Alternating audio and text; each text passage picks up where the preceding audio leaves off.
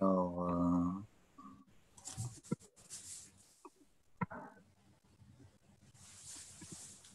merci d'essayer à FAC d'abord. Ouais, c'est bon. Excellent, super. C'est live. Est-ce que vous voyez mon écran? Oui. Oui. Oui, très bien. OK. Donner les mêmes attributions à Madame Asma. Pas oublier. Très bien. تنحمي عليك ها؟ Yes. Vérifie, Alors, je crois vérifie de qu'on est ton côté. déjà, je crois déjà on est en live Facebook. C'est bon. Voilà. Commencer à faire le partage. Asma, c'est à toi le micro. Oui, c'est bien.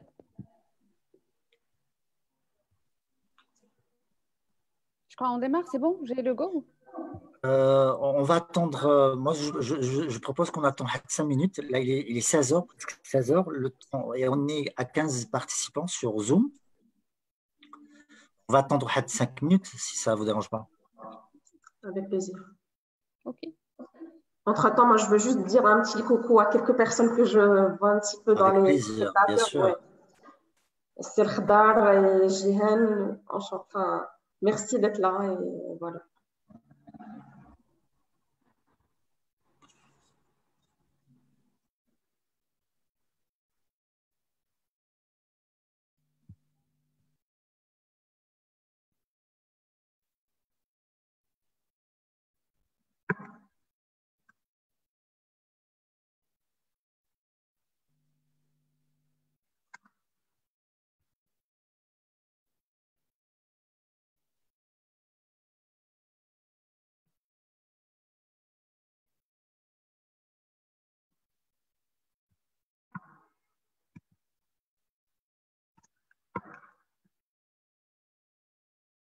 Aujourd'hui, vous allez nous arranger les idées, Madame Jamil. Pardon?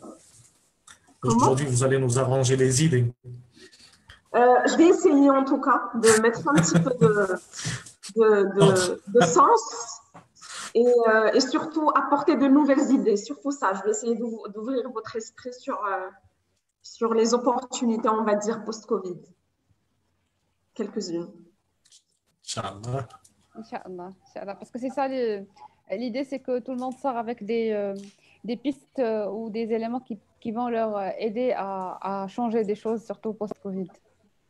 Absolument, absolument.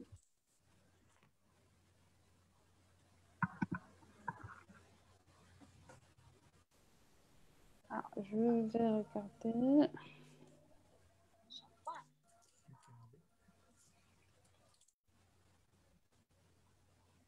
Il ne faut pas hésiter à partager le live sur vos pages Facebook.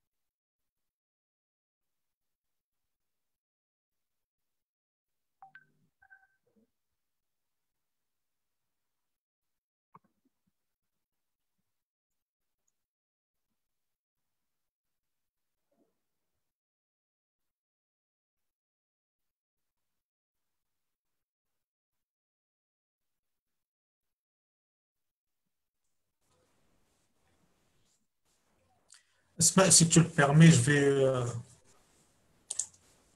vais faire un petit appel rapidement. Bien sûr, avec plaisir. Alors, je prends sur ta session, tu peux faire la même chose quand c'est moi qui modère. Alors, alors, je vois que nous sommes 31 personnes sur Facebook. Je voudrais qu'il y ait 31 partages. Si jamais on n'atteint pas les 31 partages, on ne commence pas cet après-midi.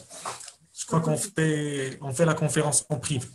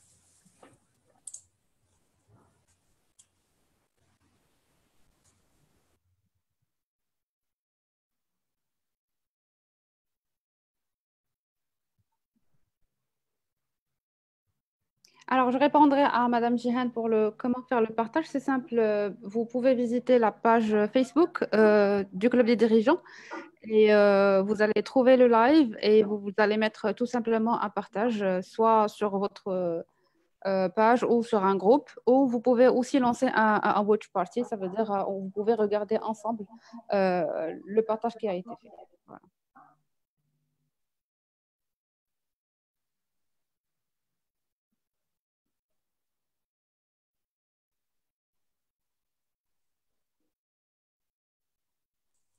Alors, nous sommes déjà à 16 partages. Si on n'atteint pas 16 autres partages,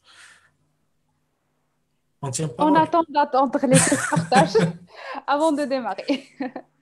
Sinon, alors je voudrais avoir autant de partages que de j'aime. Autant de partages que de pouces. Le sujet est très, très intéressant, très, très passionnant. Vous n'allez pas le regretter. Si vous le partagez avec un autre, Absolument, je confirme.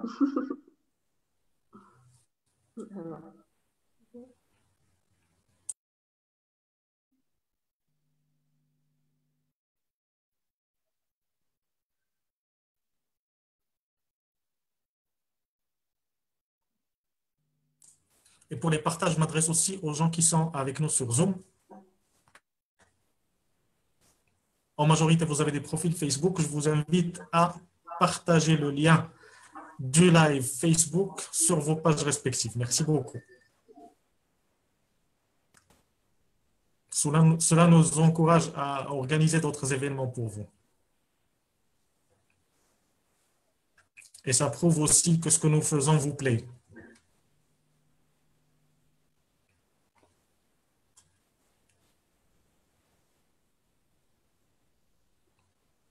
Et pour vous montrer que le club des dirigeants est satisfait du fait que vous nous suivez et que vous partagez, eh bien, il nous incite à organiser beaucoup plus d'événements.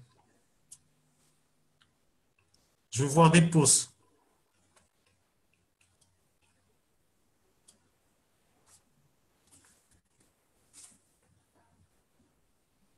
Je crois qu'on peut démarrer. On s'excuse pour ce petit retard. On sait très bien que le webinaire est prévu pour 16 heures. Et voilà, donc on vous remercie tous les présents avec nous au niveau du webinaire ou au niveau de la page Facebook.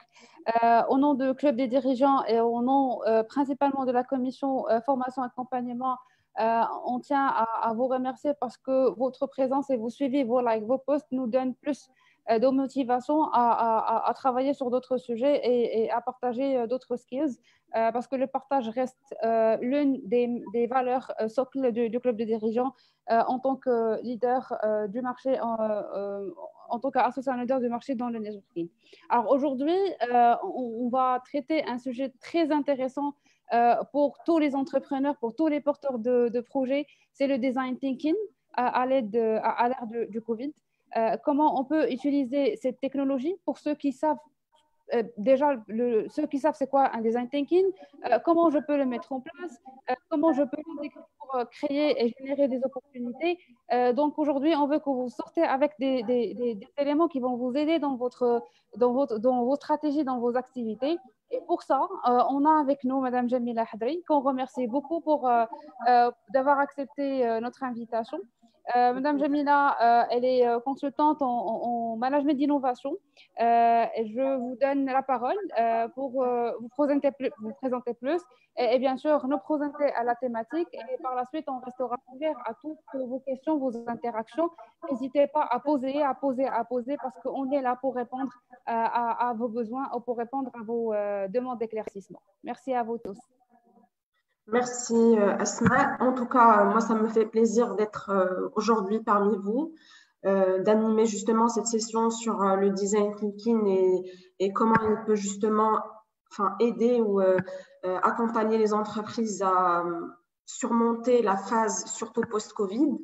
Donc, je suis Jamila Hadri, je suis entrepreneur. J'ai lancé mon entreprise, un cabinet de conseil en innovation depuis 1 an maintenant. Donc, je fais que ça, je fais du design thinking, c'est-à-dire que j'accompagne les entreprises à mettre en place la démarche, à former les équipes, à appliquer des programmes d'innovation sur la base de l'approche d'innovation, qui est le design thinking. J'ai à peu près 10 ans d'expérience professionnelle et je suis dotée également d'un MBA des ponts et chaussées. Donc voilà, ça c'est moi un petit peu brièvement. Pour aujourd'hui, j'ai prévu une présentation pour parler du design thinking dans un premier temps et pourquoi c'est important, parce que bon, je pense que sur les personnes qui nous suivent, il y a quelques-uns certainement qui connaissent la démarche, qui connaissent l'approche, et si ce n'est pas le cas pour tout le monde, donc je profite de passer quelques slides pour harmoniser, on va dire, les connaissances de tout le monde par rapport à l'approche de design thinking, et par la suite, je vais faire la liaison avec le Covid-19 et je vous parlerai des opportunités et comment justement cette approche innovante, elle pourra et elle interviendra comme une nécessité pour accompagner les entreprises à répondre à l'incertitude qu'on commence à sentir et aussi se réinventer, que ce soit en produit ou en service. Donc, j'ai dit, j'évoquerai le sujet en 2 étapes. D'abord, on va répondre à la question, on parlera du design thinking en liaison avec le post-Covid.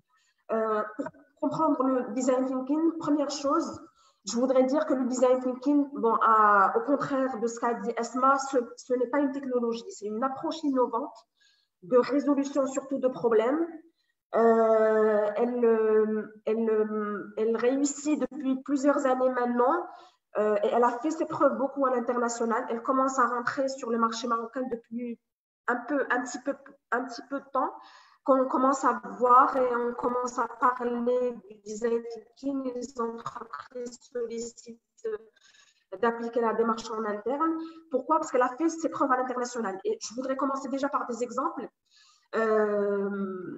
pour moi, je trouve très pertinents et qui ont été développés grâce au design thinking. Premier exemple que j'ai prévu pour vous, c'est cet exemple de General Electric Healthcare. En fait, c'est un concept qui a été conçu en appliquant le design thinking. C'est quoi? En fait, c'est General Electric Healthcare. Ils sont spécialisés ils développent des machines d'analyse IRM. Et il y a quelques années, ils se sont réunis avec des docteurs d'un hôpital et X, on va dire, de tests. Et ils se sont attaqués à la problématique de l'expérience des enfants dans les hôpitaux et comment les enfants peuvent surmonter la peur en faisant les tests IRM. Et en fait, en appliquant l'approche du design thinking, ils ont découvert que l'espace ou l'environnement où se fait les tests terrifie plus que le test lui-même. Et à partir de là, ils ont, on va dire, détecté cette petite astuce de designer l'environnement où se fait le test avec des thématiques d'aventure, des thématiques qui peuvent, on va dire, aider les enfants à se sentir plus à l'aise. Voilà, ça c'est un exemple concret comment le design thinking associé à des thématiques ou des environnements complexes peut aider à transformer l'expérience client et à répondre à un besoin bien spécifique. Le deuxième exemple que j'ai prévu pour vous, c'est un exemple un petit peu, on va dire, classique. Ça, c'est l'exemple d'Oral-B, c'est les leaders, on va dire, des brosses à dents. Il y a quelques années, dans les années 90, ils avaient appliquer le design thinking sur toujours l'expérience des enfants avec les anciennes brosses à dents qui étaient plus ou moins similaires à celles des adultes, mais bon, avec des petites épaisseurs différentes, mais sur la forme, il y avait plus ou moins la même forme. Donc, en appliquant le design thinking, c'est-à-dire en vivant l'expérience des enfants, en les observant pendant l'acte de brosser les dents, ils ont constaté des défaillances et des points de souffrance, et à partir de là, ils ont développé les brosses à dents qu'on trouve aujourd'hui dans tous les supermarchés qui sont adaptés aux besoins des enfants. Donc, le design thinking, c'est une approche d'innovation.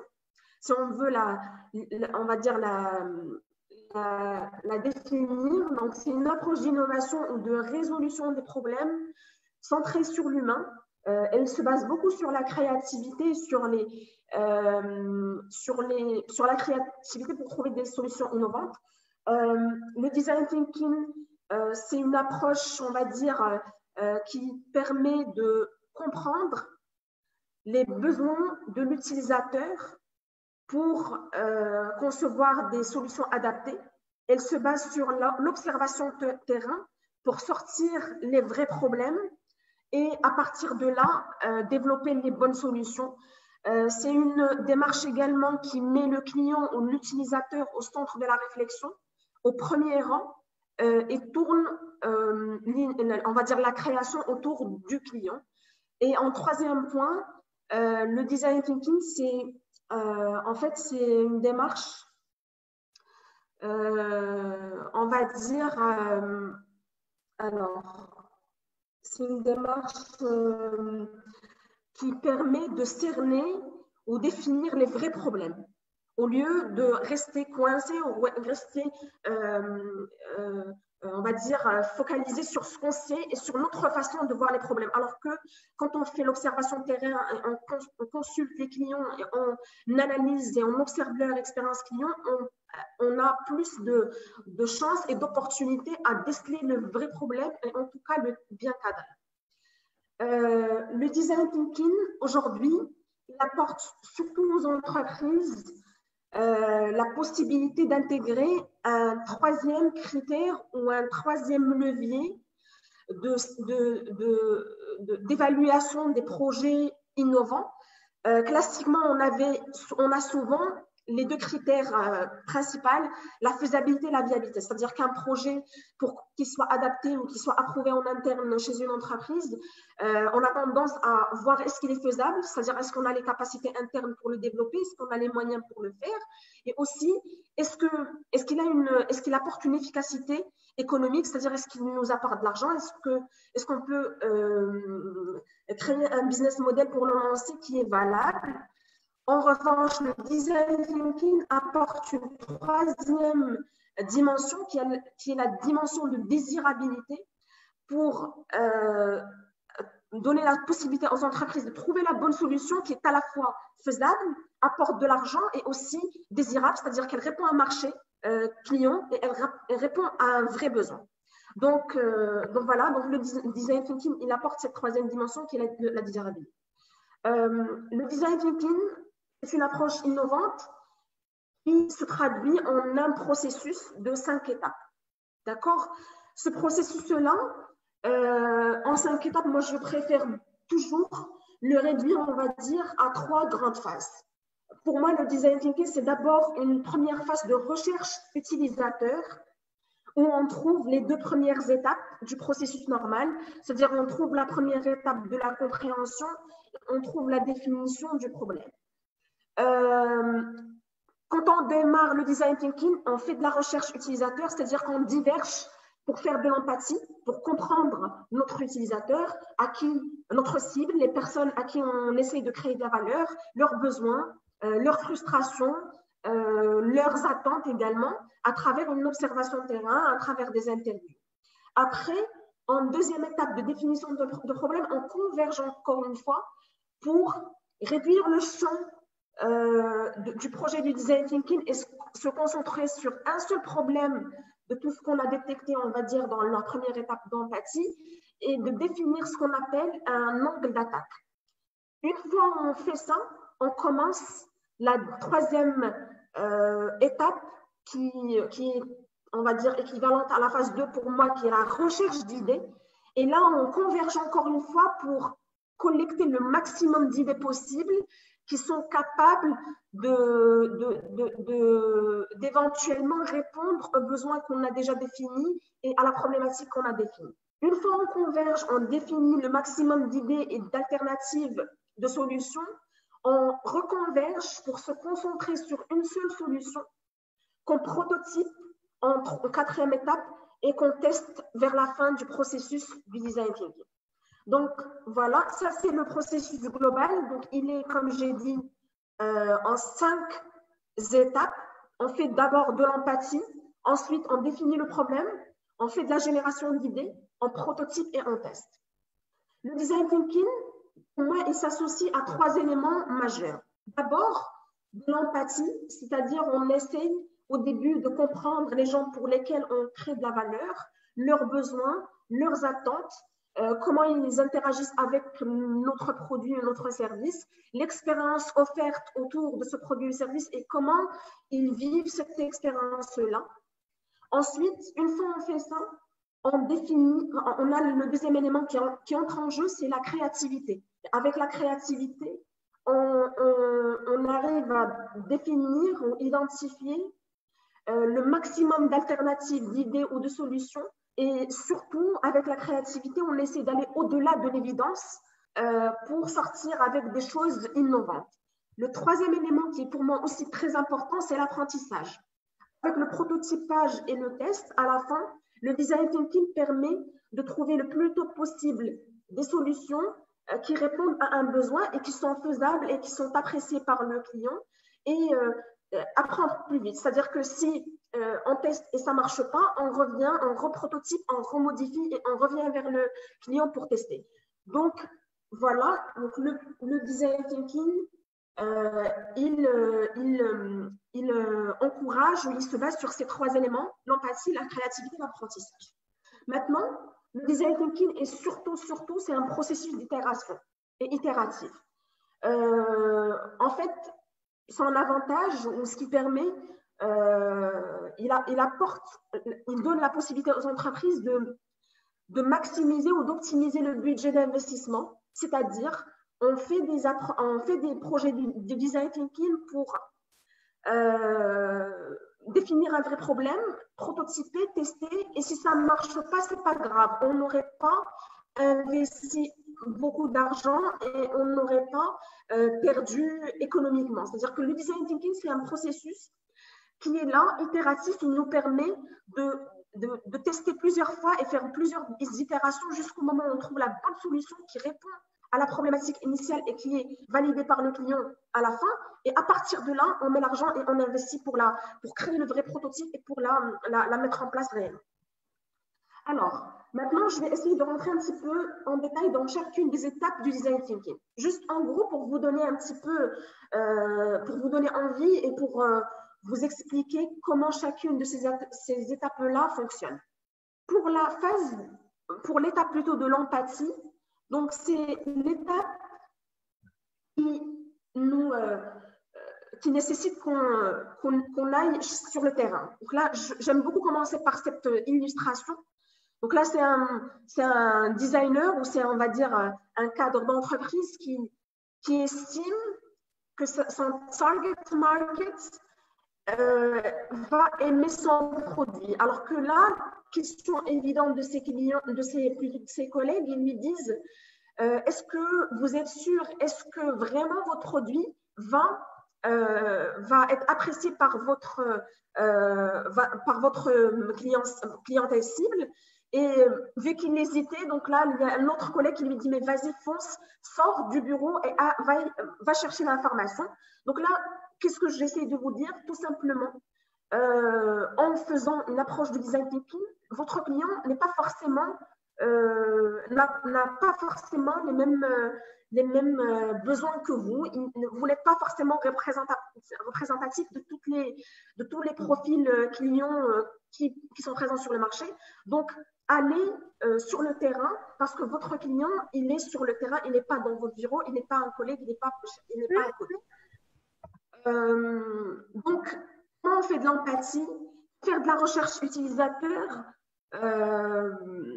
On va y arriver, on utilise quelques méthodes, mais la recherche d'utilisateur, dans un premier temps, elle vous permet de créer de l'empathie pour comprendre les besoins de vos clients, ce qu'ils cherchent, ce qui est important pour eux, ce qu'ils ressentent.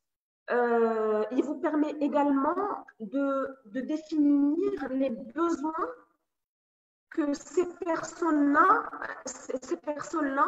n'ont pas forcément conscience et du coup, il vous aide à partir des points de souffrance que vous détectez en faisant de l'observation terrain, d'identifier les besoins non exprimés.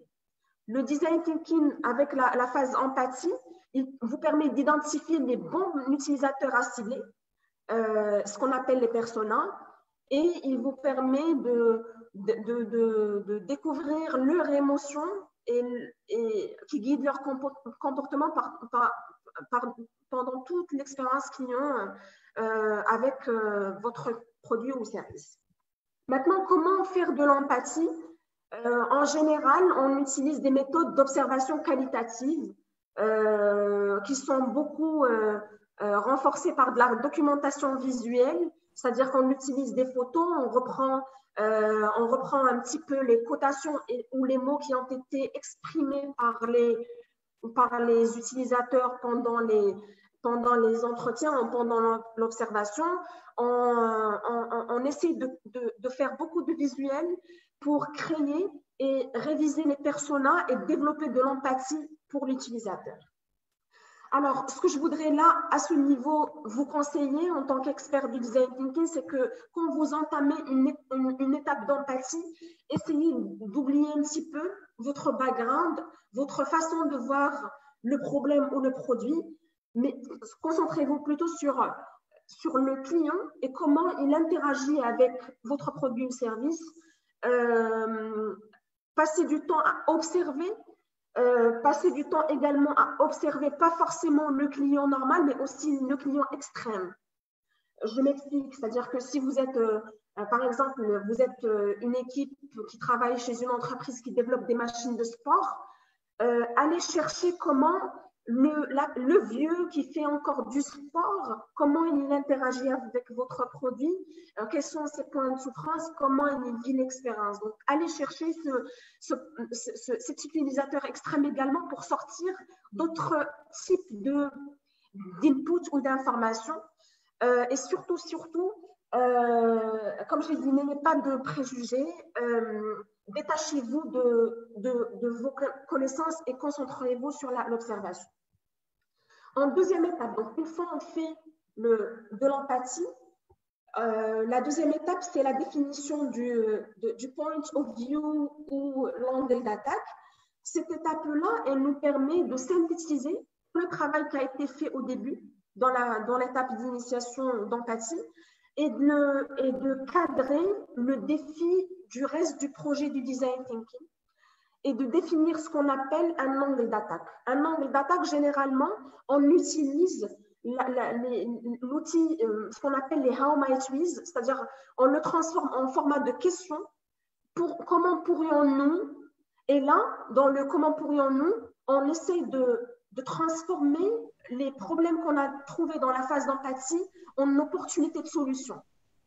Et dans cette étape-là, n'hésitez pas à, on va dire, identifier ou développer l'intégralité des angles d'attaque possibles que vous pouvez sortir de tous les insights que vous avez identifiés et par la suite, identifier un seul angle d'attaque que vous allez garder pour le reste du processus du design thinking ou de cette itération, en tout cas, du design thinking. Une fois que vous définissez cet angle d'attaque, on commence la deuxième phase, pour moi, qui est très importante, c'est la phase de l'ideation ou la génération des idées.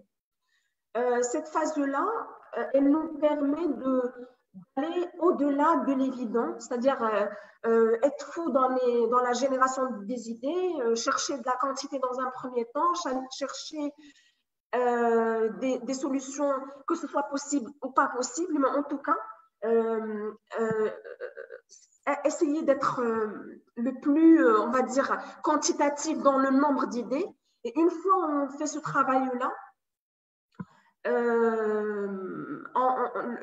viendra l'étape, on va dire, de converger pour construire des solutions à partir de ces idées-là, des solutions qui sont capables de répondre aux problèmes qu'on a identifiés initialement. Pour l'ideation en général, pour le faire, on utilise bien sûr brainstorming, ce qui est évident. On fait beaucoup de créativité à travers des outils à chaque fois différents.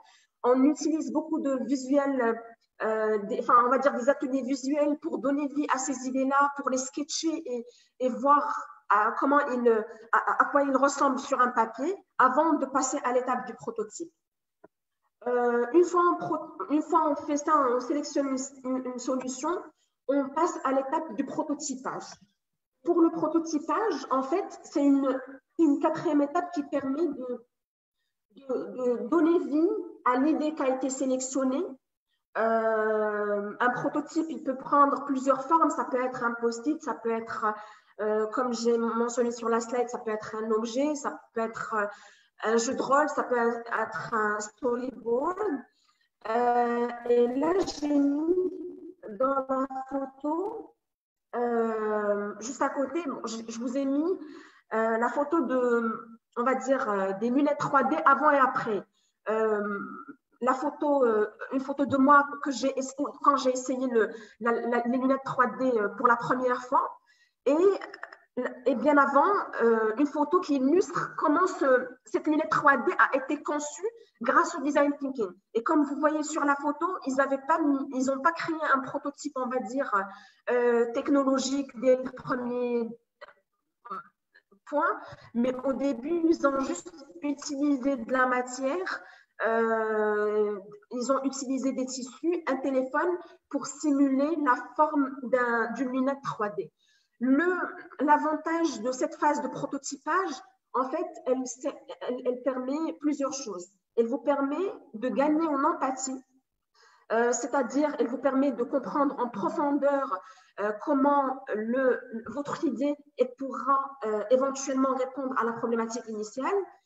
Aussi, elle vous permet d'explorer les différentes possibilités à partir d'un seul prototype, les différentes possibilités de solutions à partir de ce prototype-là. C'est-à-dire que si on enlève le téléphone, ça donne quoi? Si on rajoute une autre dimension, ça donne quoi? Donc, du coup, il vous permet d'explorer les différentes solutions pour la même problématique. Ensuite, en troisième lieu, il vous permet bien sûr de tester, c'est-à-dire interagir avec les clients et sortir leurs inputs, sortir leur feedback, et à partir de là, faire évoluer votre prototype jusqu'au moment où vous arrivez à avoir vraiment la solution adaptée. Et en quatrième plutôt avantage, c'est un prototypage, il vous permet surtout d'inspirer. Ça, si vous l'utilisez en interne, il vous permet de convaincre peut-être des investisseurs, convaincre votre manager en interne pour approuver votre concept et pour l'appliquer et le mettre en place. Et une fois en prototype, la cinquième étape du processus du design thinking, c'est le test. Donc, quand je dis tester, c'est-à-dire on revient vers le client ou l'utilisateur initial qu'on a interrogé, on va dire, ou qu'on a observé dans l'étape de l'observation, on revient vers lui pour, à ce moment-là, échanger, montrer le prototype et voir un petit peu comment il interagit, sortir un petit peu ses sentiments, ses propositions, qu'est-ce qu'il vous propose en termes d'amélioration. Tout ça va définir la suite du processus. Soit vous continuez, vous validez, ou, comme j'ai dit, c'est itératif, c'est-à-dire que vous pouvez revenir à l'étape du prototype pour changer le même prototype, ou complètement, vous pouvez oublier cette idée-là et revenir au résultat de la phase de l'idéation pour trouver les autres alternatives que vous avez détectées pendant ce processus et reprototyper là et retester là. Donc, voici, on va dire rapidement, une présentation des différentes étapes du design thinking. Maintenant, ce que je voudrais, on va dire, highlighter, c'est que le design thinking, avant tout, c'est un mindset. Pour appliquer le design thinking, il est très important d'être plutôt dans l'illustratif, c'est-à-dire montrer plutôt que parler. Pourquoi? Parce que à travers les illustrations, le design thinking, il vous permet ou vous encourage à montrer vos visions ou vos idées à travers des visuels, à travers des images percutantes pour que votre message soit plus convaincant. N'hésitez pas également à utiliser du storytelling dans le design thinking. Aussi, le design thinking, il s'appuie beaucoup sur les valeurs humaines, c'est-à-dire que surtout de l'empathie, il encourage de l'empathie, se mettre à la place des autres, étudier leurs besoins, comprendre leurs frustrations, comprendre leur expérience, et à partir de là, vous serez capable de développer.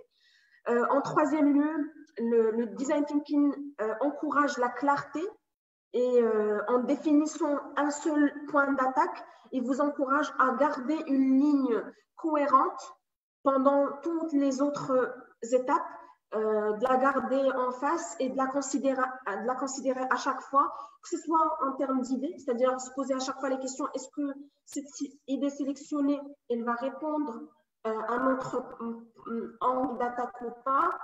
En prototypant, toujours on revient, est-ce qu'elle répond à l'angle d'attaque, etc. Donc, il faut toujours essayer de rester clair en faisant un processus de design thinking. Et pour moi, le plus important dans tout ça, c'est que le design thinking, il permet de la collaboration de façon vraiment radicale. C'est-à-dire que pour faire du design thinking, on ne peut pas être seul. Il faut qu'on soit une équipe d'innovants, de domaines différents, et c'est cette diversité-là qui va apporter de la richesse, que ce soit en termes d'exhaustivité d'idées ou en termes de complémentarité du contenu et de la viabilité des idées. Maintenant, parlons de l'équipe. Comme j'ai dit, l'équipe a un rôle très important. Pour moi, si j'ai à choisir des types de métiers à mettre autour d'une table de design thinking, il est très important d'avoir dans un premier temps les techniques dans l'équipe du design thinking. Pourquoi? Parce qu'eux, ils vont pouvoir apporter cette dimension technique, c'est-à-dire une vérification de la faisabilité des idées. Est-ce que l'entreprise sera capable de la développer ou pas? On a besoin également des innovateurs, c'est-à-dire des personnes créatives qui peuvent apporter ce sens neuf et différent dans la réflexion. Les personnes organisées, eux, ils vont être là pour apporter que ce soit de la valeur, que ce soit en termes de planification ou en termes de gestion de projet ou implémentation on va dire, du projet ou de la solution une fois validée. Et surtout, après, il y a ce qu'on appelle les humanitaires, c'est-à-dire des gens qui sont là, qui communiquent bien, qui sont à l'écoute, qui ont ce sens, on va dire, d'empathie, sens humain pour déceler les sentiments et identifier le non-dit dans les insights, on va dire, qui ressortent. Et dernière chose par rapport au design thinking. Le design thinking, il apporte à long terme, une fois appliqué, on va dire, il apporte des soft skills qui sont très recherchés aujourd'hui, 2020. À partir de cette année, on va dire, c'est des soft skills qui concernent, on va dire, la résolution des problèmes complexes et l'esprit critique. Il encourage beaucoup ça. Il le développe chez les équipes avec le temps. Il permet il encourage la créativité. Il encourage beaucoup l'esprit d'équipe et il booste la collaboration au sein des équipes. Et en dernier lieu, pour moi, il apporte beaucoup de choses en termes de flexibilité et en termes de sens du service. C'est-à-dire que quand on fait quelque chose, on l'a fait centré sur l'humain pour répondre à un besoin humain. Donc, c'était la première partie que j'ai prévue pour vous en termes de design thinking pour harmoniser, on va dire, les connaissances. Maintenant, je voudrais parler du design thinking et Covid-19. Comment cette approche d'innovation humaine peut aider les entreprises marocaines à se réinventer, à faire les choses différemment, à impliquer les clients dans les processus de changement ou d'évolution qu'on va voir dans le futur, on va dire proche ou moyen terme. Première chose avec laquelle je voudrais commencer, c'est d'abord faire un point sur les constats actuels. En termes, on va dire, depuis que le confinement, on va dire, a commencé ou cette crise sanitaire a commencé, première chose qu'on a constatée, c'était les changements dans la consommation, voire la surconsommation de certains produits.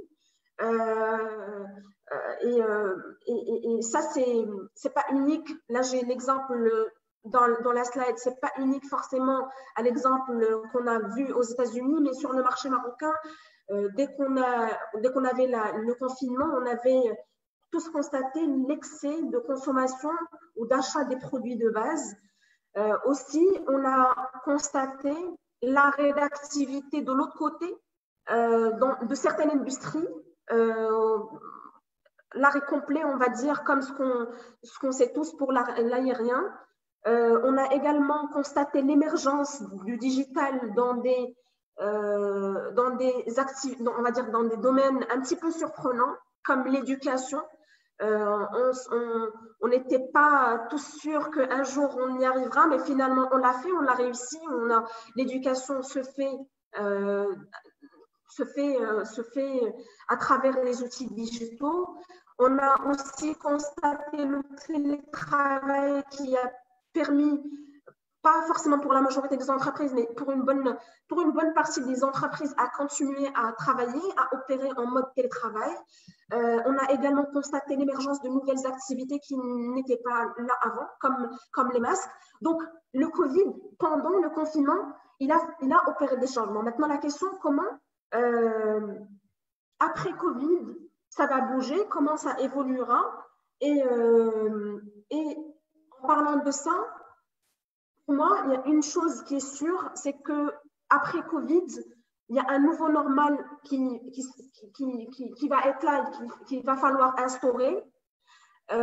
Beaucoup de digital qui sera là pour garantir à la fois une continuité du business et aussi de renforcer la distanciation sociale qu'il faudra garantir ou maintenir tant qu'un vaccin n'est pas encore créé. Et surtout une incertitude, parce que personne ne peut aujourd'hui dire ou vraiment confirmer que telle activité va fonctionner après le post-Covid ou après le déconfinement, telle chose va arriver. Donc, il y a vraiment une incertitude globale, que ce soit économique ou sociétale. Maintenant, dans le cadre de cette incertitude-là, il y a un vrai impact sur l'état moral de l'être humain. Donc, on a tous, chacun de nous, je pense avec des degrés différents, on vit avec le Covid, on vit que ce soit une peur émotionnelle, que ce soit un stress, que ce soit une anxiété. Et du coup, quand on dit post-Covid, je pense qu'une seule chose est sûre, c'est que l'aspect empathie du design thinking, il permettra aux entreprises de se poser les vraies questions, ne pas forcément juger très vite pour dire « Ah, tel produit ou tel service, il ne fonctionne plus, il faut qu'on le change » ou il faut, on va dire, complètement virer vers un autre domaine d'activité. En passant tous par ces émotions-là et en appliquant l'empathie, on sera tous dans la réflexion on se mettra tous à la place de l'autre, à la place du client, bien analyser ce qu'il ressent avant de juger ce qu'il veut ou ce qu'il ne veut pas. Et ça, c'est très important, c'est-à-dire c'est là où, dans un premier temps, l'empathie du design thinking va pouvoir faire la différence et il va pouvoir sortir les vrais, on va dire, les vrais constats au lieu de juger très rapidement. Maintenant, c'est clair que le client évolue. Pendant le confinement, il a évolué parce qu'on a vu certains comportements changer. On voit que les gens, ils adoptent on va dire les mesures sanitaires. On voit qu'ils ont certains comportements d'achat différents. Ils achètent plutôt plus en ligne. Ils font beaucoup de choses en ligne. Donc, le client, par la force des choses, aujourd'hui, a changé. Donc, les entreprises également, marocaines en tout cas, elles seront amenées à changer, à apprendre très vite pour adapter leurs produits, services ou même leurs processus en interne avec la phase du post-Covid. Pour y arriver, les entreprises marocaines doivent adopter de l'agilité.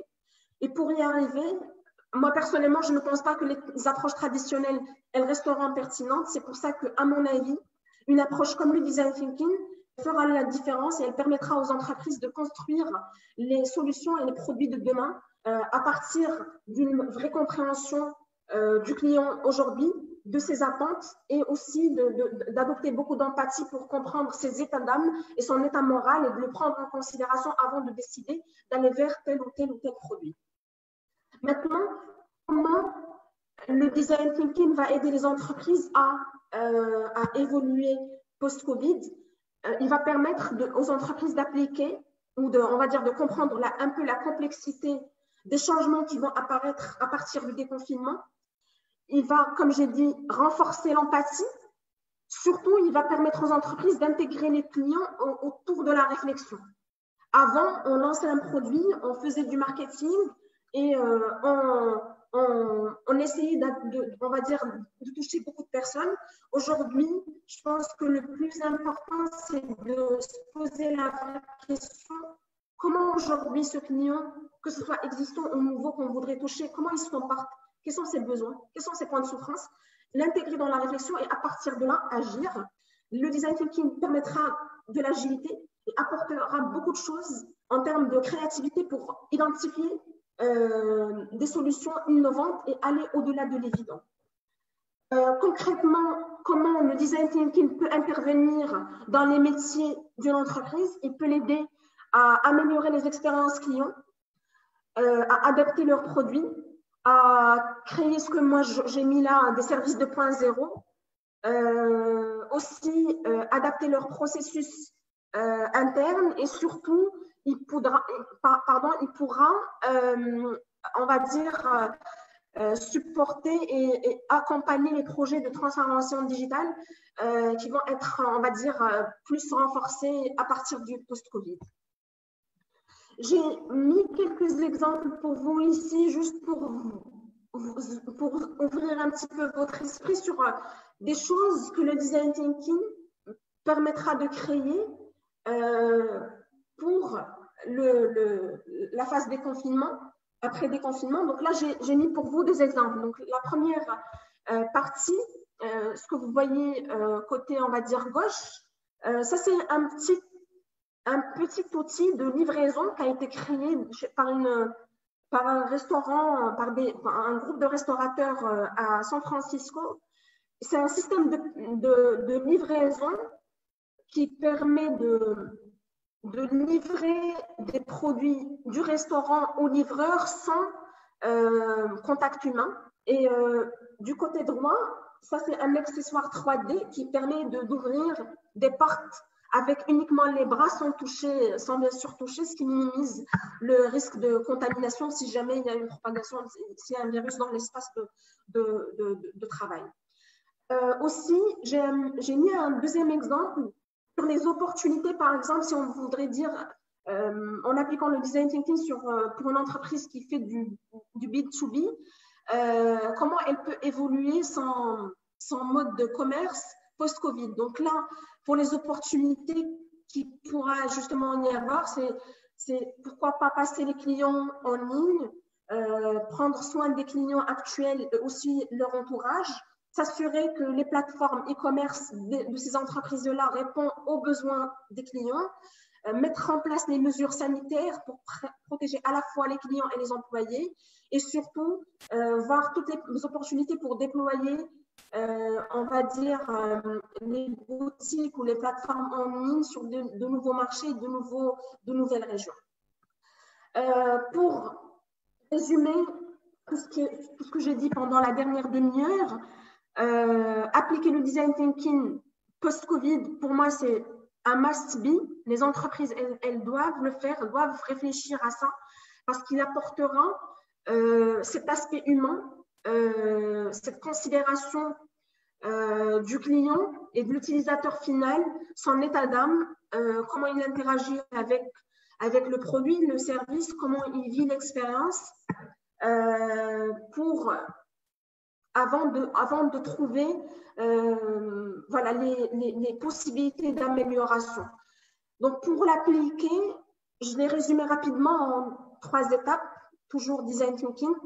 Les entreprises, elles seront amenées à faire de la recherche, c'est-à-dire comprendre les clients, observer, analyser, et à partir de là, concevoir ou co-concevoir avec les utilisateurs et les équipes de design thinking, faire le prototypage, sélectionner la bonne idée et par la suite implémenter, voire, on va dire, développer sur d'autres marchés. C'est ce que j'ai prévu pour vous aujourd'hui. Je sais que c'était un petit peu bref, mais voilà, je suis là pour aussi répondre à des questions. Si quelque chose n'était pas clair, n'hésitez pas. Et voilà, je suis là pour ça.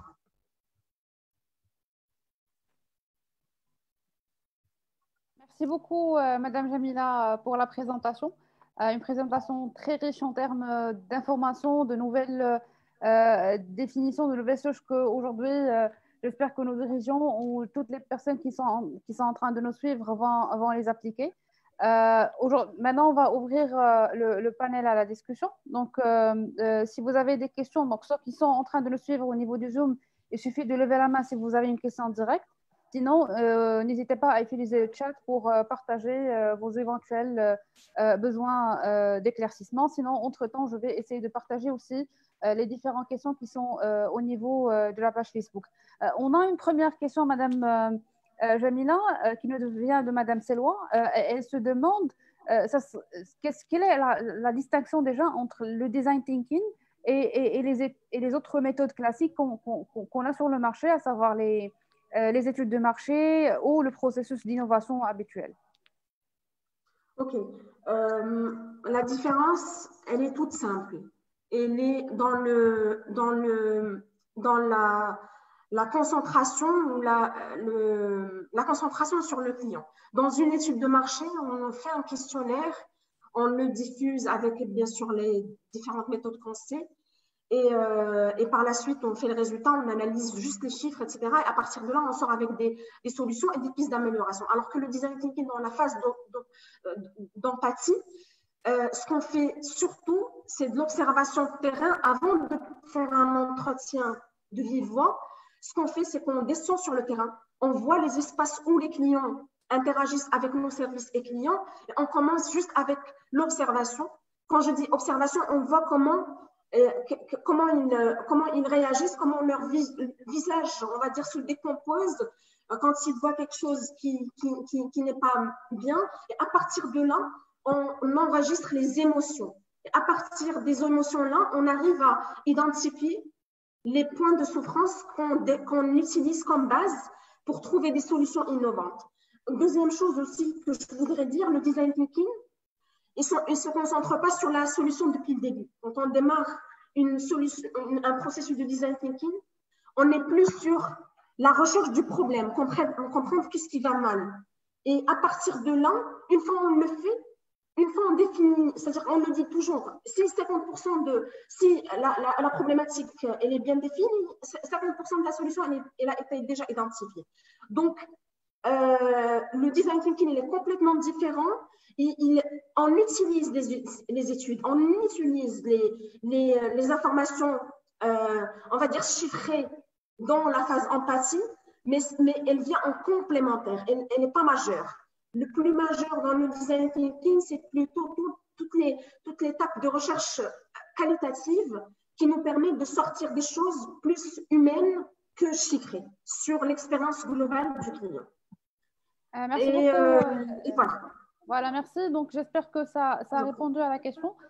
Sinon, on a une main levée de Madame Nejwa et Oussama. Donc, je vous donnerai la main pour partager éventuellement vos questions. Voilà, vous avez les micros activés. On vous écoute. Monsieur Oussama.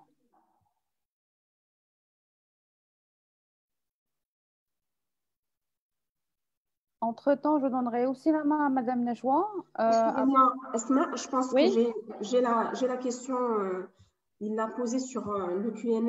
Donc, Okay. Monsieur Oussama, il dit que quel est selon vous le niveau de sensibilité de nos entreprises au Maroc et selon votre vécu, comment voyez-vous concrètement l'évolution de l'approche du design thinking?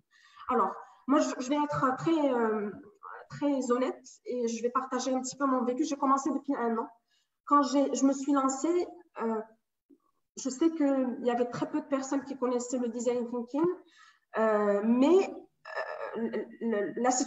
on va dire le constat initial, c'était les grandes entreprises l'utilisent déjà, le connaissent et l'utilisent. Peut-être pas à 100%, mais en tout cas, ils connaissent la démarche du design thinking.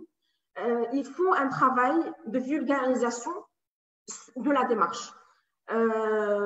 C'est important que ça soit, c'est très pertinent, mais aussi il faut qu'il y ait plusieurs acteurs qui ne font pas uniquement le business, mais qui vulgarisent la démarche derrière pour que ça soit utilisé pas uniquement par les grandes entreprises, mais aussi par les TPE qui représentent plus de 80% du tissu économique marocain. Et le design thinking, il est à la fois pertinent pour les grandes entreprises comme les petites, parce que l'innovation, elle est partout. L'innovation ne veut pas dire forcément quelque chose qui n'existe pas sur le marché, des adaptations, des évolutions d'existence, c'est une innovation en soi. Maintenant, il faut que ça soit vulgarisé. Ça, c'est un effort qu'aujourd'hui, moi, je mène personnellement. Et voilà, et je pense qu'on y arrivera. La vulgarisation, elle est importante pour qu'on y arrive à sensibiliser le maximum d'entreprises. Merci beaucoup, Madame Jamila. Entre-temps, on a comme vous avez évoqué le e-commerce en tant que levier de beaucoup d'entreprises en post-Covid, on a une question. Si on veut se lancer dans le e-commerce, comment le design thinking peut m'aider réellement pour cette transition? Alors, quand je dis e-commerce, soyons pragmatiques, c'est-à-dire quoi? E-commerce, c'est un site web. Le design thinking, pour le faire, déjà, il va vous permettre d'abord aller chez le client et voir un petit peu qu'est-ce qu'il cherche. C'est-à-dire, si vous vendez aujourd'hui, je dis n'importe quoi, vous vendez des djellabas et si vous offrez ça sur un site web, vous allez voir chez le client, enfin, vous allez voir comment on va dire le client perçoit ce concept-là, prendre un petit peu les inputs. Par la suite, dans l'étape d'ideation, donc il va vous aider à imaginer l'expérience sur ce site ou sur cette plateforme. Quand je dis l'expérience, c'est-à-dire quelles sont les étapes qu'il va falloir suivre pour que le site réponde exactement à votre besoin. Et par la suite, vous le prototypez rapidement à travers, bien sûr, des démos, etc. Et vous revenez vers ce premier client et vous vérifiez si ce format-là ou cette démo-là répond à son besoin. Si vous dites oui, à ce moment-là, vous développez votre plateforme et vous continuez et vous créez votre plateforme e-commerce. Ce que je voudrais également rajouter, c'est que quand je dis tester, ça ne veut pas dire tester avec 100 personnes. Tester dans le design thinking, ça veut dire tester avec des personnes pertinentes, des vrais clients.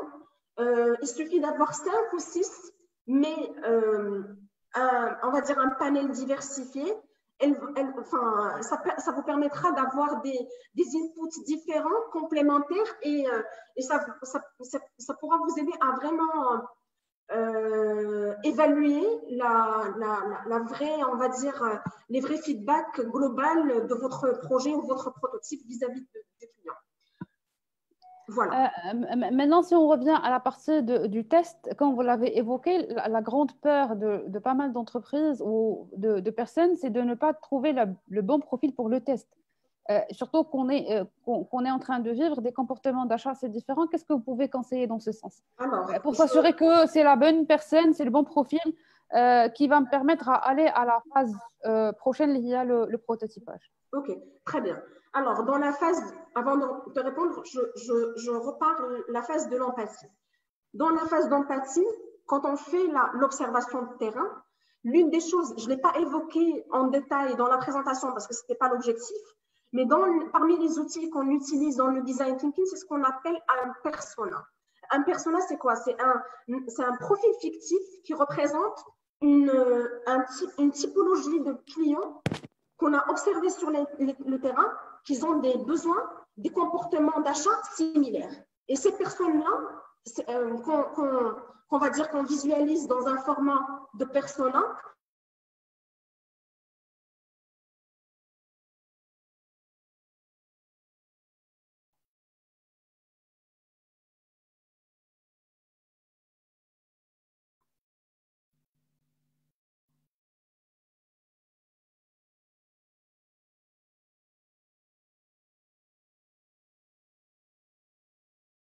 Je crois qu'on a un petit souci de connexion chez Madame Jamila. On va la reprendre dans quelques minutes. Madame Jamila, tu nous écoutes? Vous pouvez activer votre micro, s'il vous plaît? Ouais. Voilà, désolé, on vous a perdu quelques secondes. Ça a coupé. Oui, ça a coupé. On était en train de discuter sur le personnel. Vous étiez dans la partie personnelle. Après, on vous a perdu. Oui. Je pense qu'on attend juste peut-être 1 minute le temps que les autres rejoignent, et si vous voulez. Et par la suite, on continue.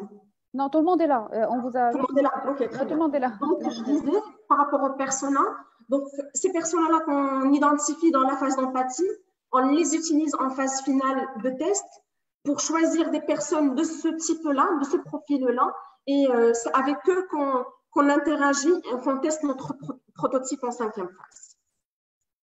Merci beaucoup. Donc, on revient aux questions qu'on avait au niveau du chat. Il y a Madame Jihan qui se pose, est-ce que nous pouvons intégrer des personnes étrangères à l'équipe ou même l'entreprise dans la phase de génération d'idées pour être sûr d'avoir des idées de personnes différentes et d'angles différents? Parce que l'équipe, c'est important. Donc, comment vous voyez les choses?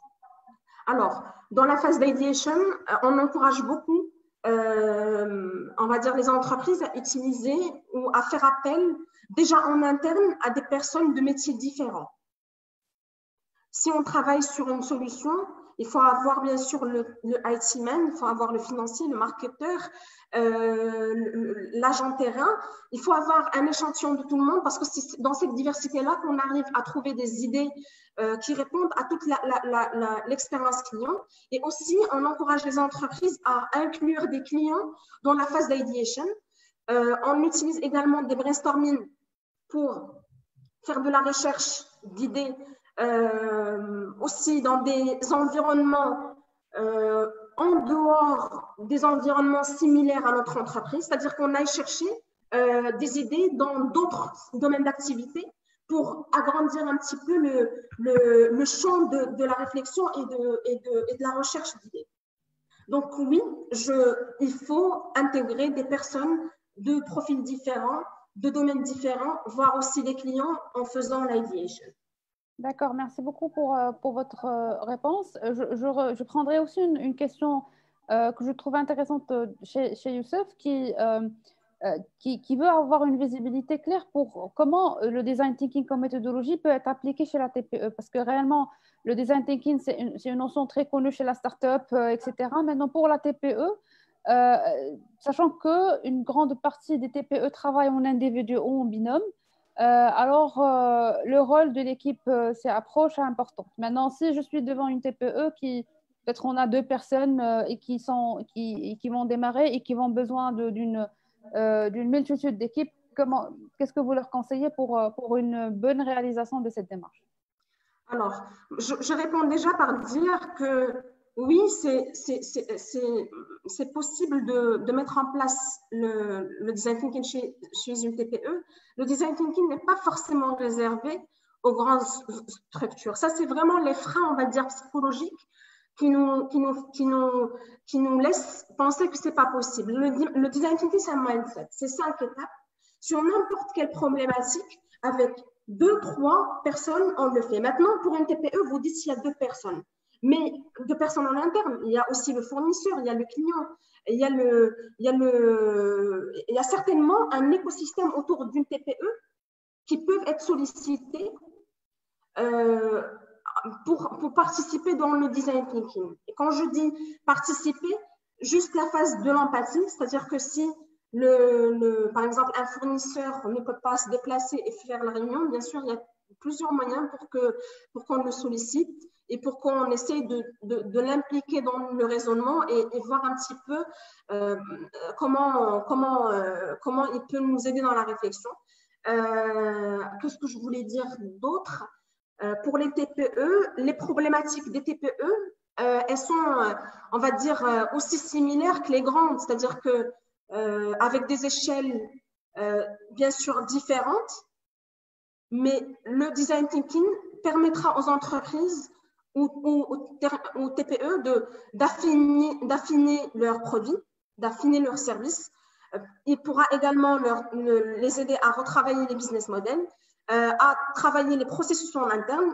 Il peut être appliqué, c'est-à-dire que c'est juste le mindset qu'il va falloir instaurer, et ça, comme j'ai dit tout à l'heure, c'est le travail de vulgarisation qui va aider les TPE à être convaincus que oui, c'est faisable pour eux. Et je pense que c'est une nécessité. Après le Covid, ça viendra parce que ce soit TPE ou grande entreprise, personne aujourd'hui ne sait comment les choses vont évoluer. Donc, tout le monde a besoin de revenir vers la base qui est le client et voir comment il interagit, c'est quoi son besoin. Et c'est là le rôle du design thinking, et c'est là où il pourra aider. Quand je dis aussi appliquer le design thinking, ça ne veut pas dire l'impliquer, on n'a pas l'obligation de l'appliquer à 100%, c'est-à-dire qu'on peut appliquer de l'empathie jusqu'au prototypage, c'est-à-dire qu'on a la flexibilité de faire ce qu'on veut avec les 5 étapes.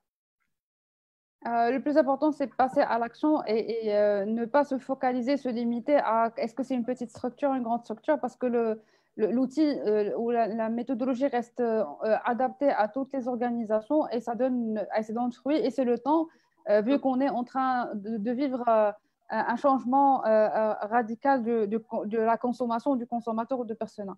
Je reviendrai au chat et je prendrai une question de Mustapha qui se demande d'accord, le design thinking, c'est une approche bien. Et comment cette approche, à votre avis, peut s'adapter à une industrie complexe telle que le transport aérien gravement affecté par le Covid? Oui.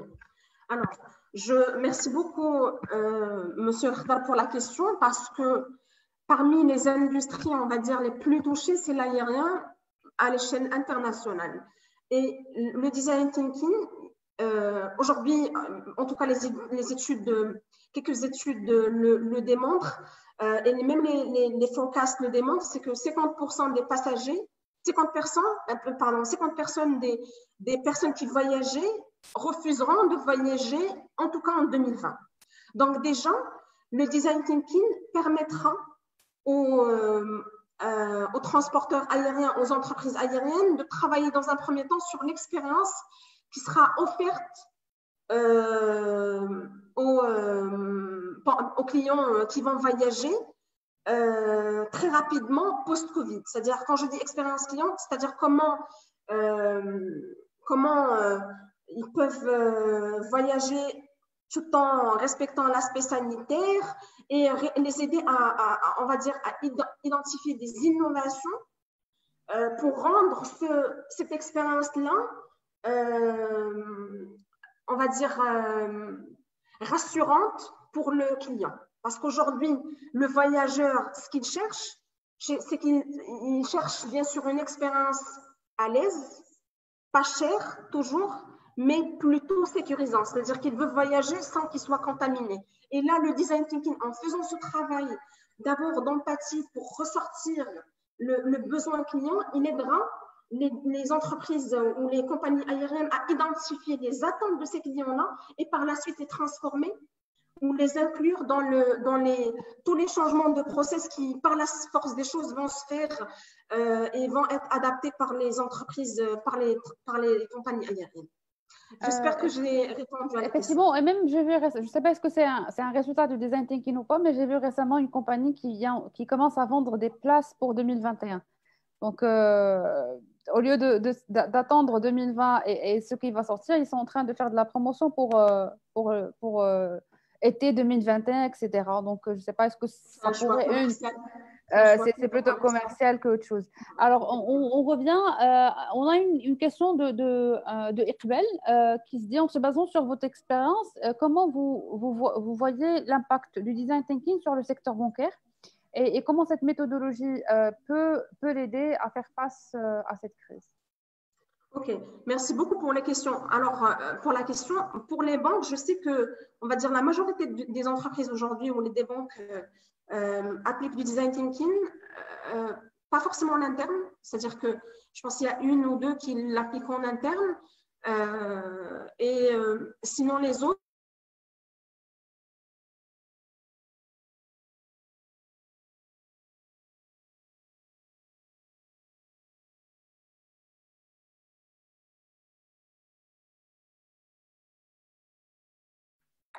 On l'a coupé encore une deuxième fois. On s'excuse pour ces soucis techniques. Principalement derrière, c'est la connexion. Donc, on attendra la reprise de Madame Jamila.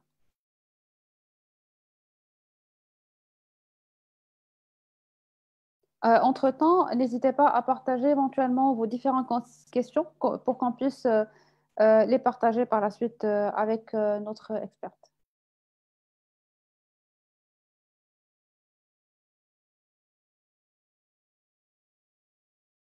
Madame Jamila, vous nous écoutez? Est-ce que c'est un problème chez moi? Oui, effectivement.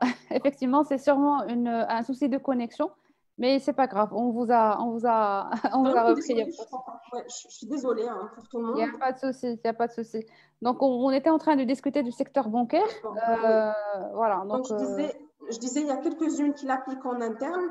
Elles l'appliquent en interne dans les projets de transformation digitale majoritairement. C'est-à-dire que s'ils créent une application, ils intègrent le design thinking pour voir comment le client, qu'est-ce qu'il cherche le client à travers cette application-là et comment il va interagir avec le résultat.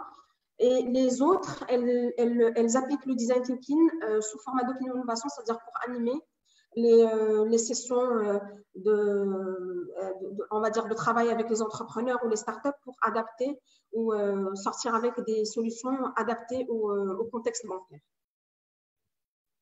Merci beaucoup. Alors, on reprend aussi une question de Oussama qui se demande, est-ce que le design thinking comme concept, vu qu'il est générateur de savoir-faire différentiel, est compatible à être utilisé dans les entreprises positionnées dans la banalisation de l'offre?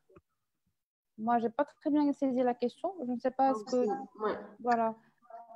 Si possible, si Oussama, vous explicitez mieux votre question, comme ça, on peut répondre Sinon, on a une autre question qui se dit, est-ce que réellement le concept est applicable à tous les types de projets? Donc, quel que soit le projet, on peut l'appliquer. Oui, oui, avec des spécificités différentes, mais oui, ça s'applique à toutes les situations. C'est une démarche centrée sur l'humain de résolution de problèmes. Là où il y a un problème complexe, on essaie de mettre en place le design thinking. D'accord. Donc, on a encore une question de Madame Nejwa. Quels sont les outils techniques qu'on devrait avoir pour une bonne application du design thinking au niveau de l'entreprise, soit en termes de logiciels, études, existe aussi des formations certifiantes pour renforcer notre capacité et définir un expert design thinking. Ok. Alors, pour devenir, il y a deux choses différentes. C'est-à-dire que si vous voulez être expert du design thinking, il faut se former. Donc là, il y a beaucoup de façons pour le faire. Maintenant, si vous voulez appliquer le design thinking en interne, soit vous le faites en interne par vous-même, c'est-à-dire par des équipes en interne qu'il va falloir former, et sinon par des experts externes. Et quand je dis experts externes, c'est-à-dire que ces experts-là, ils vont vous doter par les outils nécessaires pour faire que ce soit le travail collaboratif, que ce soit le travail de recherche, que ce soit l'ethnographie, que ce soit le prototypage. Ils vont vous aider à appliquer le design thinking. Après, qu'est-ce que j'allais dire? Les logiciels, un logiciel à 100% de design thinking, ça n'existe pas. Donc, c'est plusieurs types de modèles, de modèles de travail, on va dire, qui sont spécifiques à chacune des étapes et qui sont plutôt, qui favorisent le travail collaboratif de tout le monde. Donc, généralement, quand on fait du design thinking, on le fait en groupe à travers des workshops humains, comme ça on échange, comme ça on interagit. C'est pour ça que vous voyez beaucoup de post-it, etc. Ça, c'est une façon de faire le design thinking, mais c'est plutôt un travail collaboratif à travers des outils manuels, plutôt que logiciel. Logiciel, il intervient au moment du prototypage si on veut faire vraiment quelque chose de poussé, ou au moment de l'empathie si on veut faire des questionnaires, on veut les faire par voie digitale, mais ce n'est pas très courant, on va dire, dans le design thinking. D'accord, merci beaucoup pour la réponse. Donc, on avait discuté du secteur aérien. Il y a aussi le secteur touristique qui a été très touché par le Covid. Et là, je prendrai une question au niveau du Facebook de Riyad Plus, qui se demande comment le design thinking et le branding peuvent s'associer pour promouvoir une destination touristique post-Covid. OK. Le design thinking pour le tourisme, c'est… Alors, je veux juste peut-être commencer par la base ou le contexte actuel. Le secteur touristique au Maroc, c'est clair qu'il est en arrêt, on va dire, pour l'instant. Et quand les établissements hospitaliers, non, hôteliers seront amenés à ouvrir, ils seront destinés majoritairement aux clients marocains. Maintenant, le design thinking, il pourra intervenir pour aider les acteurs de ce secteur-là pour revoir leur offre et l'adapter au nouveau type de client qui est marocain. Parce que quand je dis nouveau client, c'est-à-dire c'est un type de profil différent, il a des besoins différents, il a des attentes différentes qui n'ont pas forcément similaires aux touristes étrangers qui dépensaient énormément, etc. Donc, il va permettre le design thinking à ce type d'entreprise de d'abord se concentrer, identifier leur persona, c'est-à-dire leur client cible, créer ce personnage et par la suite retravailler leur offre pour qu'elle soit adaptée à ce nouveau marché. Il y avait une deuxième partie, je pense, à la question. Non, c'est plutôt comment l'adapter. Et ça, c'est démarré par l'empathie et surtout la compréhension du nouveau consommateur qui est un consommateur marocain qui sûrement est différent à la première cible que l'ensemble des hôteliers ciblés au préalable. Maintenant, je partagerai deux questions de Cyril. Alors, il se demande quel est le parcours pour s'approprier l'approche en termes de formation, certification pour une utilisation en interne et comment mesurer en fait l'impact? Parce que comme toute démarche, une évaluation s'impose. Comment on peut mesurer l'impact et aussi la durée de réalisation de ce projet? OK.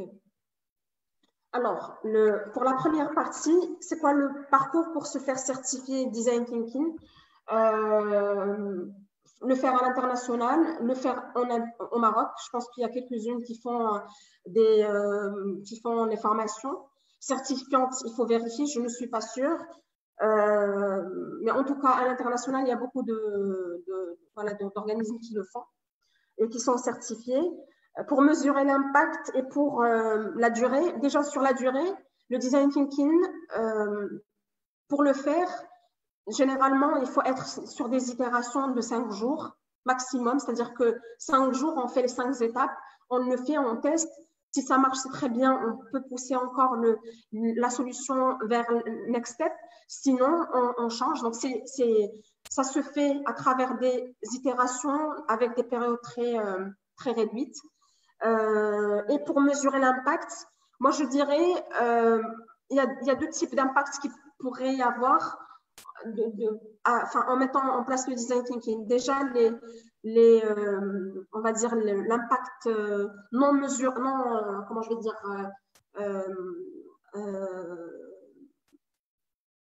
qui n'est pas touchable. Je ne sais pas comment, j'arrive pas à trouver le mot, mais en tout cas, on peut le mesurer à travers la qualité de collaboration de l'équipe,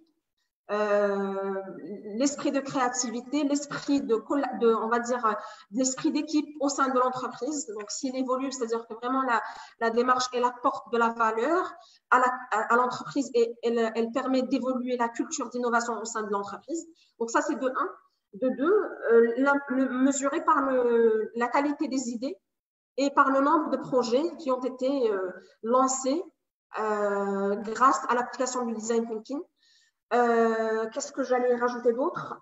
Il faut juste être conscient que l'approche du design thinking, c'est clair qu'elle est itérative, mais vu qu'on ne connaît pas la solution depuis le début, il ne faut pas être trop frustré si on le fait 1-2 fois et il n'y a pas une solution qui répond aux clients du premier coup. C'est-à-dire que c'est itératif, il faut vraiment être bien accompagné, surtout au début quand on le lance, et il faut avoir cet esprit, on va dire, de design thinking qui est il y a un risque que ça ne marche pas au bout de la 5e étape. C'est pour ça qu'il y a des itérations pour revenir, changer et compléter encore et revenir. Donc, il faut de la patience surtout au début et il faut de l'accompagnement. Oui, c'est possible de le faire en interne, c'est-à-dire former les équipes à travers des experts et voilà, et le faire et leur donner la marge d'erreur 1-2 fois jusqu'au moment où ils seront autonomes, ils seront contents à appliquer la démarche. D'accord, merci Madame Jamila. Ça m'intéresse le point, vous l'avez évoqué, c'est le fait d'échouer à un certain moment sur l'une des étapes et qu'il faut revenir. D'accord, quelles sont les choses qui vont motiver? Donc, quelles sont les choses qu'il faut s'assurer au niveau du process et à motiver l'équipe à revenir encore à une étape ou une autre pour réussir la mission? Parce que là, l'échec, c'est un peu difficile. Quelles sont les choses qu'il faut avoir pour... je ne sais pas, est-ce que c'est recommandé d'avoir quand même un profil coach au niveau de l'équipe? Comment ça marche exactement? En fait, quand vous faites former le design thinking, par la force des choses, vous avez ce rôle de facilitateur, c'est-à-dire que vous êtes là pour accompagner, pour aider les autres. Donc déjà ça, par la force des choses. De 2, quand on fait le design thinking, il faut être conscient, c'est-à-dire que cette conscience-là que ça ne marchera pas, il faut qu'elle soit là. Mais il ne faut pas aussi la gonfler. C'est-à-dire que quand je dis ça ne marchera pas, c'est-à-dire qu'on a testé, on a fait les 5 jours, on a testé et il y a encore des améliorations à faire ou on a décidé de converger complètement vers une autre solution. Vaut mieux échouer avant et prendre le temps de trouver la bonne solution ou de se précipiter, lancer quelque chose qui finalement elle répond à aucun besoin et elle n'a pas de marché finalement, donc et vous allez perdre de l'argent. Donc je pense que c'est juste un petit équilibre et une conscience et un esprit à avoir en appliquant l'approche du design thinking. D'accord. Et est-ce qu'on peut avoir plus de détails au niveau de la phase prototypage? Est-ce que c'est une phase où on doit s'attarder beaucoup pour le prototype? Parce qu'il y a des fois, on a des personnes qui tardent beaucoup pour sortir un prototype idéal pour le test. Qu'est-ce que vous recommandez pour cette phase? Alors, Principalement. très bonne question. Alors, moi, personnellement, quand on fait le design thinking, surtout dans les premières itérations, ben, je vous encourage à faire les prototypes de façon rapide, c'est-à-dire qu'il faut juste un prototype qui est capable de communiquer vos intentions et sans soucier de détails, c'est-à-dire qu'il ne doit pas être parfait forcément. Je pense que vous l'avez vu au début dans la présentation, quand je vous ai montré la photo du prototype de la lunette 3D, elle n'était pas forcément intelligente. Elle était très basique. L'essentiel, c'est qu'elle partageait l'idée voulue et elle était, on va dire, touchable, capable, enfin, elle permettait à l'entreprise de vérifier et échanger avec le client. Ensuite, il faut le faire bon marché, donc il faut juste utiliser des matériaux qui ne sont pas forcément coûteux. Ça peut être on va dire ça peut être un tableau de bord de logiciel, comme ça peut être une découpe de carton pour simuler, par exemple, une application sur smartphone. Donc, c'est vraiment un prototype bon marché. Après, on va dire, en fonction de niveau du projet, il y a des types de prototypes qui sont adaptés. Après, il y a plusieurs formes de prototypage. Ça peut être un sketching, ça peut être un mock-up, ça peut être une vidéo, ça peut être une présentation. Donc, ça, c'est en fonction de chaque projet, en fonction de l'étape du projet, il y a des types de prototypes adaptés à mettre en place. Donc, ça, c'est le rôle aussi du designer qui va vous aider à choisir vraiment la bonne méthode de prototypage adaptée. Et bien sûr, ça diffère en fonction de la cible et en fonction du client chez qui qui va utiliser notre produit à la fin. Donc, je vais revenir au niveau du chat Facebook pour voir un petit peu si on a d'autres questions. On a une question de Siad Bimjid qui se demande comment on peut faire face au changement des habitudes de la consommation dans le design thinking, surtout, je crois, au niveau de la phase NPT. J'ai pas bien entendu, excusez-moi. Alors, la question, c'est comment on peut faire face au changement de consommation chez les clients dans la méthodologie du design thinking. Et surtout qu'il y a pas mal de personnes, ils ont peur de monter tout un projet pour le post-Covid, alors qu'on ne sait pas très bien est-ce que ce comportement d'achat va rester le même ou ça va changer post-Covid.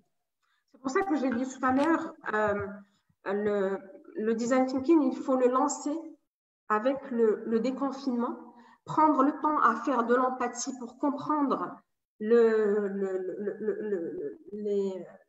réactions et le comportement de l'utilisateur, ne pas trop se précipiter dans le jugement des constats, c'est-à-dire considérer l'état moral aussi des gens sur la base de vos expériences. Après, l'avantage du design thinking, une fois on le fait, une fois on lance une solution, grâce au design thinking, on y revient, c'est-à-dire on se donne du temps après la création, genre 2, 3 mois, 4 mois, on revient et on voit est-ce que toujours les hypothèses ou la base de notre développement est toujours valide ou pas. Est-ce que le persona est toujours le même? Est-ce que le persona a évolué? Et à partir de là, on peut toujours faire évoluer la solution qu'on a créée. Donc, c'est vraiment évolutif comme processus. D'accord.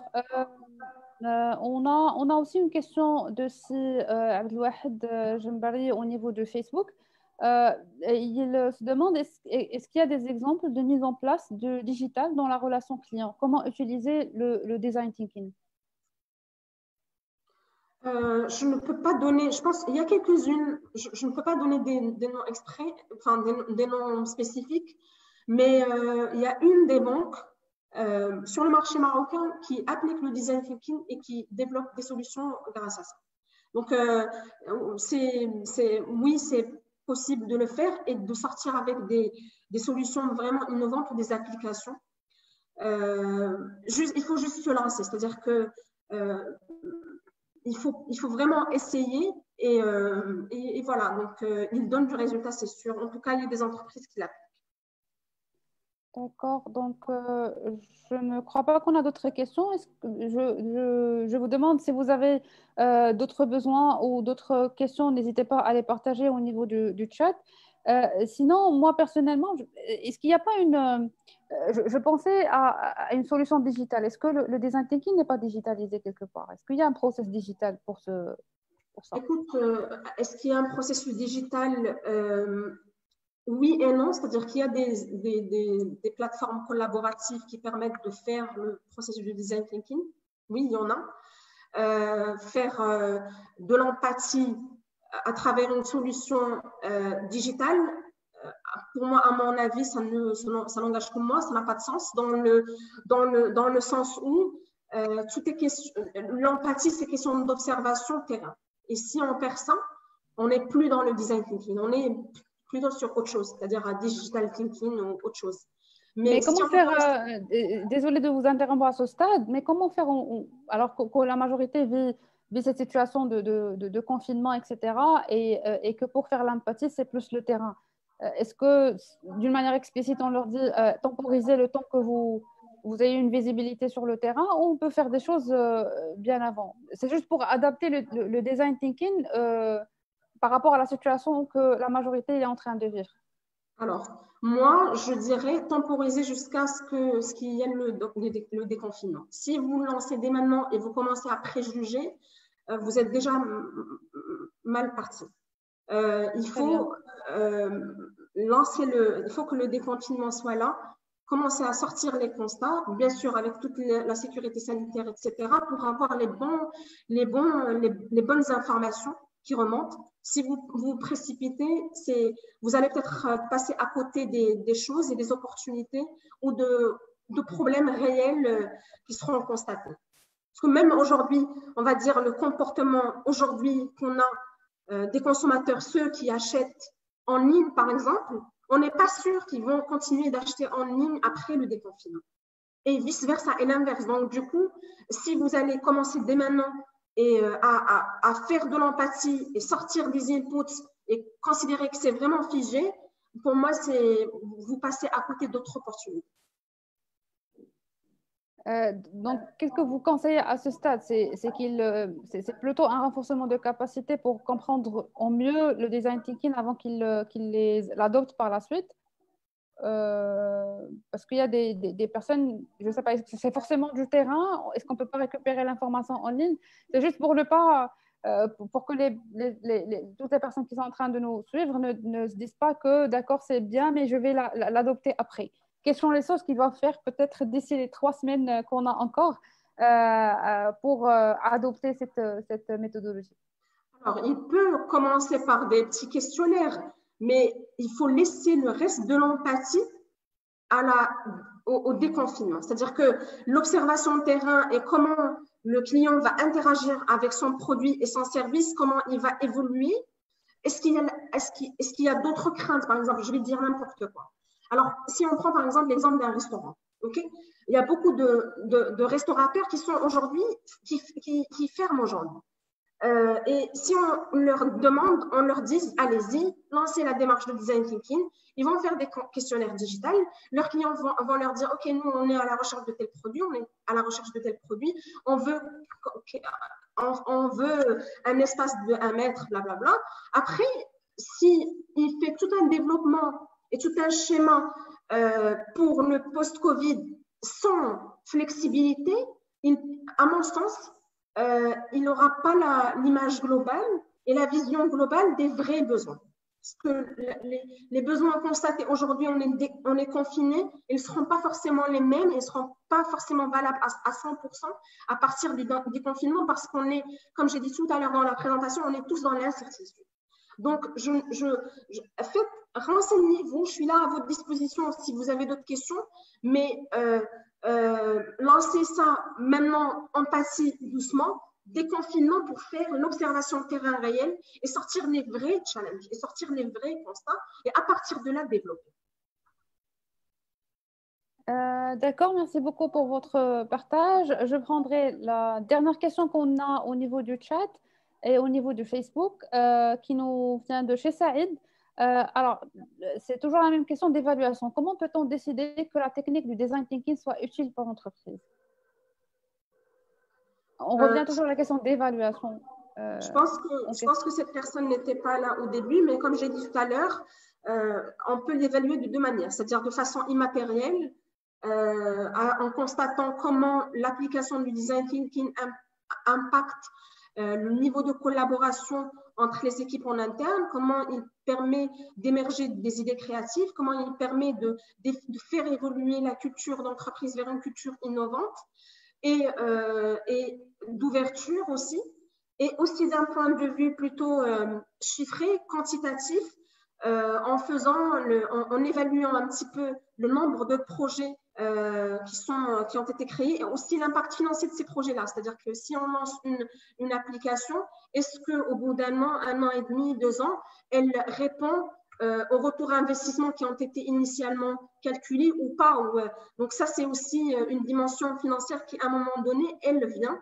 Mais au début, il y a aussi cet aspect immatériel qui permet d'évoluer l'impact sur la culture en interne. D'accord, merci beaucoup, Madame Jamila. Je crois qu'on n'a plus de questions au niveau du chat et au niveau de Facebook. Si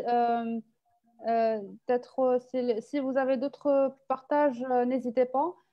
Sinon, si on n'a pas d'autres questions, je vais me retourner vers vous pour un dernier message ou un dernier mot à partager avec la communauté club des dirigeants pour une meilleure adoption de l'approche pour tous les business, pour que ce soit une belle opportunité pour une belle reprise. Écoute, ce que je voudrais dire, c'est juste rester safe pour être, on va dire, générique. Je sais que c'est pas évident, le confinement, on a encore 3 semaines.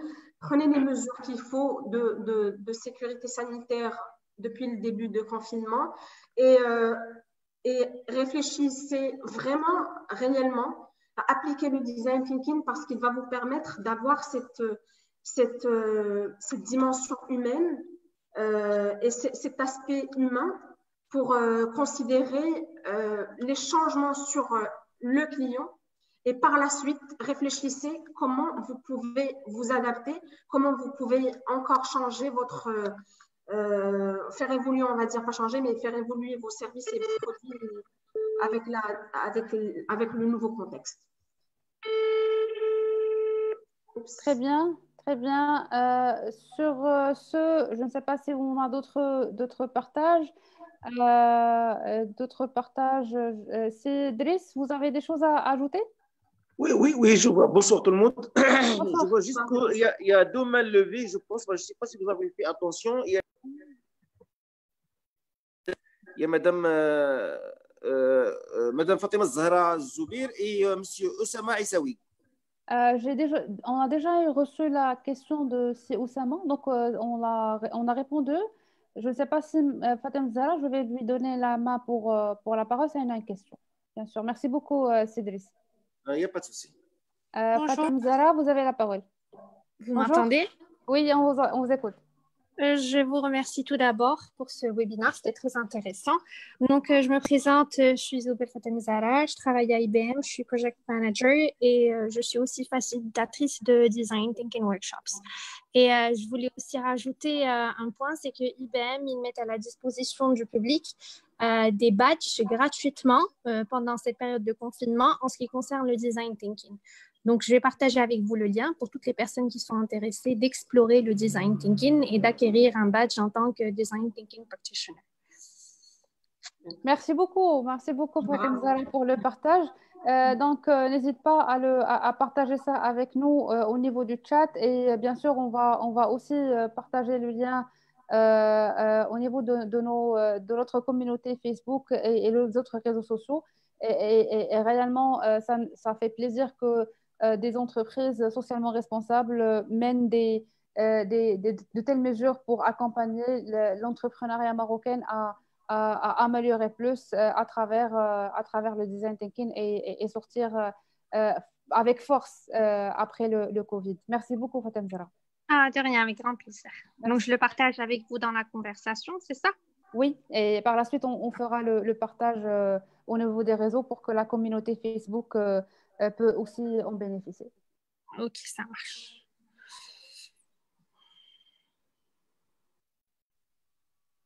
Si Oussama, je ne sais pas, est-ce que vous avez une question? Je vous donne encore la main. Et s'il y a d'autres personnes qui veulent partager ou interagir directement avec Madame Jamila, il suffit juste de lever la main pour qu'on vous donne la parole. Entre-temps, je vais regarder si on a des choses au niveau du Facebook. Je pense qu'il y a une question de Monsieur Shahraoui. Donc, il me dit, est-ce que le déconfinement peut impacter le time to market dans cette conjoncture? À mon avis, oui, je pense oui. C'est-à-dire que si on veut faire les choses bien, je l'ai dit tout à l'heure, il ne faut pas se précipiter. Et là, c'est déjà, on a 3 semaines encore avant le déconfinement. Si des entreprises entament dès maintenant la phase empathie, bon, déjà, il faut, comme j'ai dit, il faut temporiser pour avoir la version terrain et aussi prendre le temps à bien faire l'empathie pour trouver identifier les vrais soucis avant d'entamer le reste des étapes et arriver à la solution finale qui sera finalement implémentée sur le marché. Donc, à mon sens, oui, Yassine, elle impactera, j'espère que légèrement, mais elle impactera la durée de mise en place des solutions. Et merci bien sûr à Fatem Zahra d'IBM pour le partage. Merci, ça fait partie de la vulgarisation, en tout cas, ça fait plaisir. Effectivement, ça fait plaisir. Donc, si on n'a pas d'autres interactions, on vous dit merci beaucoup. On vous remercie, Madame Jamila, pour l'acceptation, pour le partage. On remercie toutes les personnes qui nous ont suivis au niveau du chat Zoom ou au niveau de Facebook.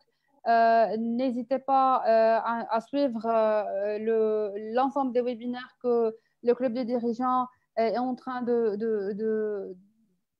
créer pour vous. Et bien sûr, le plus important pour nous, c'est que l'utilisation de ces webinaires, l'utilisation de ces informations pour l'entrepreneuriat, pour l'entreprise, pour qu'on sort tous ensemble fort avec de nouvelles business sur le marché. Donc, je vous remercie tous. On vous donne rendez-vous à beaucoup de webinaires. Il suffit juste de nous suivre au niveau de la page Facebook. Donc, c'est Club des dirigeants. Vous allez trouver ce qu'on a prévu pour la semaine et bien sûr ce qui va venir pour les semaines qui suivent. Merci à vous tous. Merci tout le monde. Merci.